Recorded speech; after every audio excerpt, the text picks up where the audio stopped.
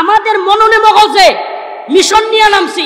কারাগার থেকে বের হওয়ার পরে যে স্লোগানটা দিয়েছিলাম আজকেও সেটা আবারও দেই, হয়তো শরিয়া নয়তো শাহাদা, ইম্মা শরিয়া ওয়া ইম্মা শাহাদা, হয়তো শরীয়ত নয়তো শাহাদাত।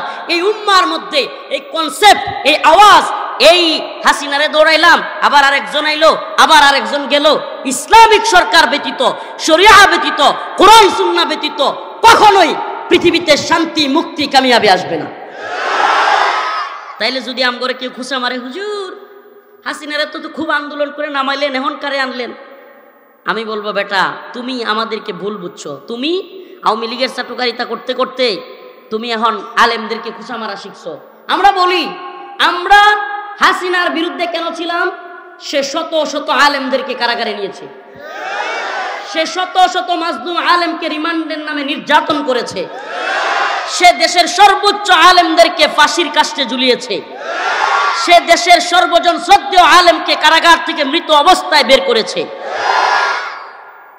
এমনকি তার দল এমন এক দল, যেই দলের সন্ত্রাসী ছেলেরা আবরার ফাহাদকে বুয়েটে হত্যা করেছে, যেই দলের সন্ত্রাসী মানিক জাহাঙ্গীরনগর বিশ্ববিদ্যালয়ের ছেলে, এই দলের সন্ত্রাসী মানুষ ক্রিকেটের ব্যাট বলে 4 ছক্কা মেরে সেঞ্চুরি করে, এই বদমাশ ছাত্রলীগের 100 মেয়েকে আমাদের বোনদেরকে দর্শন করে সেঞ্চুরি উদযাপন করেছে, সারা জাহাঙ্গীরনগর বিশ্ববিদ্যালয়ে মিষ্টি বিতরণ করেছে এই বদমাশ।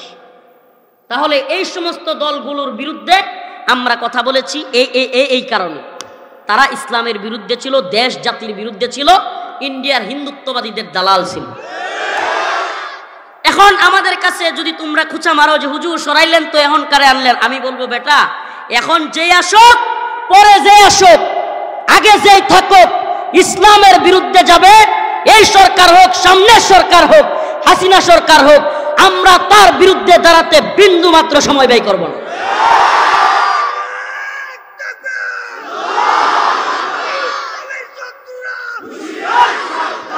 আল্লাহ নিজে তো কোরআনে বলছেন আন্নাল ওয়ালাউ আন্না আহলাল কুরা আমানু ওয়াত্তাকাউ লাফাতাহনা আলাইহিম বারাকাতিন মিনাস সামাই ওয়াল আরদ। আমি আসমান এবং জমিনের বারাকাগুলো খুলে দিব। একটু নজরিয়া দেখাই, একটু আপনাদেরকে নজির দেখাই। আফগানের দিকে একটু তাকায় দেখেন, রাষ্ট্রটার নাম কি? আফগানিস্তান। বয়স স্বাধীন হওয়ার পরে 21 সালের 15ই আগস্ট, আজকে 1 নভেম্বর, 3 বছর কিছুদিন। বয়স কয়দিন? 3 বছর অল্প দিন বয়স স্বাধীন হওয়ার। এই 3 বছরে বিশ্বের সবচাইতে পাওয়ারফুল মুদ্রার নাম হলো আফগানি মুদ্রা। সুবহানাল্লাহ কয় না? এটা কিসের বদৌলতে? শরিয়া। বলেন না, সবাই বলেন না, শরিয়া। এটা কিসের বদৌলতে?